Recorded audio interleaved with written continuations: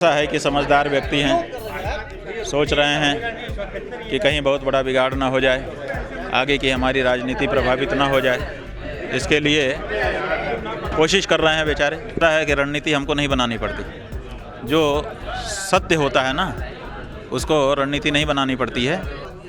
असली हिंदू हैं वो सामने आए, गौ माता की रक्षा के लिए खड़े हों, और जो नकली हिंदू हैं अगर उनको लगता है कि वो भी असली हिंदू हैं तो आएँ, जो 2 प्रश्न हमने उठाए हैं उसका जवाब दें। कि 11 मार्च को हम लोग लखनऊ जाएंगे, वहाँ पर घोषित करेंगे कि ये असली हिंदू हैं कि नहीं है। ये अभी तो यही एकमात्र सीधा सा प्रश्न है। स्तर आदि के पदाधिकारी हैं, कुछ विधायक हैं, कुछ पूर्व मंत्री हैं, उन सब लोगों ने हमसे अलग अलग माध्यम से संपर्क करके कहा है कि जो कुछ हुआ है गलत हुआ है।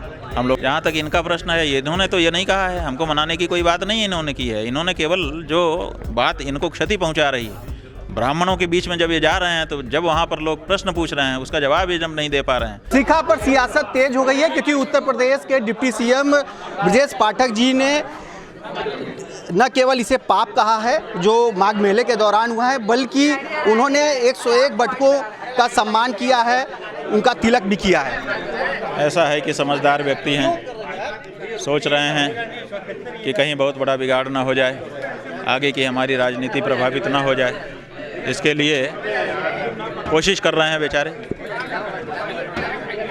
क्या मान रहे हैं इसे, ये प्रायश्चित है कि ये किस तरह का काम कर रहे हैं कि इसे प्रायश्चित आप मान रहे हैं कि ये एक प्रायश्चित है, इससे उनके जो भी चीज़ें हैं वे धुल जाए? देखिए, प्रायश्चित वगैरह है कि नहीं है इसका विश्लेषण नहीं है, क्योंकि हमारे ही नीचे का व्यक्ति हमारी द्वारा बनाई गई जो सरणी है उससे इतर जा रहा है, इसका मतलब कि मैं कहीं ना कहीं गलत हूँ ये बता रहा है। तो उन्होंने आदित्यनाथ जी को बताया है कि महाराज आपने जो रास्ता पकड़ा है वो गलत है। आज 20 दिन हो गए हैं, इसको लेकर आप लोगों ने क्या रणनीति बनाई है, क्योंकि आधा 40 दिन का मोहलत आपने दिया था? ऐसा है कि रणनीति हमको नहीं बनानी पड़ती, जो सत्य होता है ना उसको रणनीति नहीं बनानी पड़ती है। अपने आप लोग उत्प्रेरित होते हैं सत्य की ओर।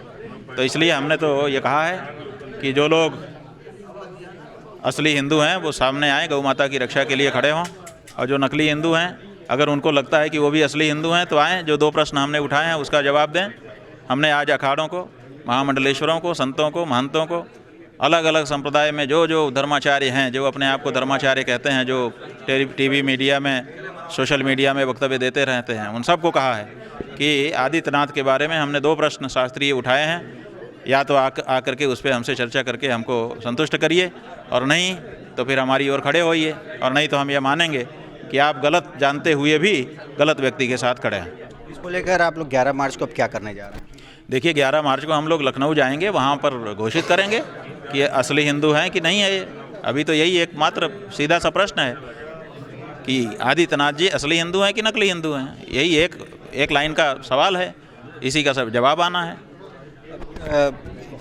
कोई आपके संपर्क में कोई बड़ा नेता या कई कार्यकर्ता भाजपा के हैं जो इस तरह की घटना हुई है मौनी अमावस्या के दिन, उसके बाद से, जैसा आप बार बार कह रहे हैं, क्षमा मांग रहे हैं, आपके संपर्क में है, क्या कोई बड़ा नेता, चेहरा, नाम भी है? ऐसा है कि कोई ऐसा बड़ा नेता नहीं, लेकिन बहुत सारे जो भारतीय जनता पार्टी के कार्यकर्ता और जिला स्तर आदि के पदाधिकारी हैं, कुछ विधायक हैं, कुछ पूर्व मंत्री हैं, उन सब लोगों ने हमसे अलग अलग माध्यम से संपर्क करके कहा है कि जो कुछ हुआ है गलत हुआ है। हम लोग बहुत दुखी हैं, अभी बोल नहीं पा रहे हैं, लेकिन समय आने पर हम बोलेंगे भी। क्या लग रहा है, 2 डिप्टी सीएम आपको मनाने में लगे रहे हैं?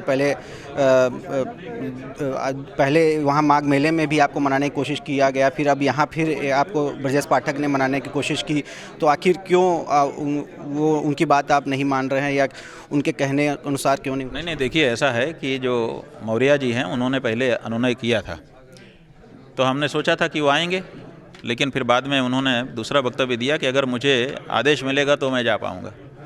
तो उनको आदेश नहीं मिला तो आ नहीं पाए, इसलिए बात वो ऐसे ही रह गई। जहाँ तक इनका प्रश्न है, इन्होंने तो ये नहीं कहा है, हमको मनाने की कोई बात नहीं इन्होंने की है। इन्होंने केवल जो बात इनको क्षति पहुँचा रही है, ब्राह्मणों के बीच में जब ये जा रहे हैं तो जब वहाँ पर लोग प्रश्न पूछ रहे हैं उसका जवाब ये जब नहीं दे पा रहे हैं, तो उस जवाब से बचने के लिए इन्होंने ये बात उठाई है। हमको मनाने की तो कोई बात ही नहीं। दार्शनिक पृष्ठभूमि के दृष्टिकोण के लोग हैं, जैसा कि आपने ब्रजेश पाठक जी को भी कहा कि सनातन दार्शनिक दृष्टिकोण से पृष्ठभूमि के, उन्होंने जो पाप पुण्य की बात उठाई कि पाप लगेगा, महापाप लगेगा, समय पर इसका फल भोगना पड़ेगा। तो ये जो बात थी ये हिंदू धर्म की दार्शनिक पृष्ठभूमि है, ये आधार भित्ति है, इसी पर तो पूरा हिंदू धर्म खड़ा है, पाप पुण्य की अवधारणा पर ही। तो उसको उन्होंने कहा तो हमने ये कहा कि भाई ये हिंदू धर्म की अवधारणा की बात कर रहे हैं। ये मौनी अमावस्या के दिन जो कुछ हुआ उसका असल प्रायश्चित क्या है? अब आखिर में कैसे उसको असल प्रायश्चित माना जाएगा, ऐसा कुछ? बात यह है कि प्रायश्चित के पहले जिसको कहते हैं रियलाइज होना, एहसास होना, अनुभव होना कि मुझसे गलती हो गई, और फिर वो गलती क्या है वो पूरा बताए कि हमसे ये गलती हुई, अब हम समझ गए इस बात को।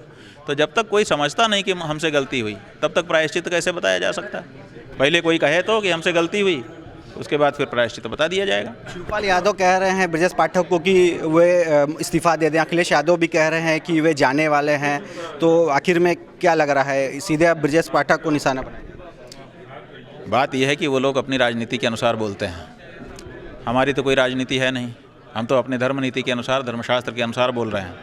और जो हम बोल रहे हैं उसका जवाब ना तो योगी आदित्यनाथ दे रहे हैं और ना तथाकथित उनके जितने भी समर्थक हैं वो दे रहे हैं। केवल सब लोग ये कह रहे हैं, कुछ लोग हमसे व्यक्तिगत कह रहे हैं कि महाराज जी अब चुप हो जाइए, महाराज जी अब शांत हो जाइए, महाराज जी कृपा कर दीजिए। कुछ लोग मीडिया में बोल रहे हैं कि हम तो उनके साथ खड़े हैं। ये सब हो रहा है, लेकिन जो मूलभूत प्रश्न हमने उठाए हैं, जो सनातन धर्म के प्रश्न हैं, जिनसे हमारी आने वाली पीढ़ी प्रभावित होने वाली है, उन प्रश्नों पर तो कोई चर्चा ही नहीं कर रहा है। लेकिन पाठकों का सम्मान कर रहे हैं, तिलक लगा रहे हैं, उनको सम्मान दे रहे हैं, इससे कुछ तो नतीजा नहीं। अरे भाई, जिस प्रदेश के मुख्यमंत्री हैं वहीं तो गौवा कट रही है, वहीं तो मांस का व्यापार हो रहा है, वहीं तो गाय को पशु के रूप में दर्ज किया गया है। इस बारे में क्या है? इस बारे में भी तो बोलें वो। अभी इस बारे में कहाँ उनका वक्तव्य आया है? तो ये थे हमारे साथ शंकराचार्य स्वामी अभिमुक्तेश्वरानंद सरस्वती, जिन्होंने 11 मार्च को लखनऊ कूच करने की घोषणा की है। वाराणसी।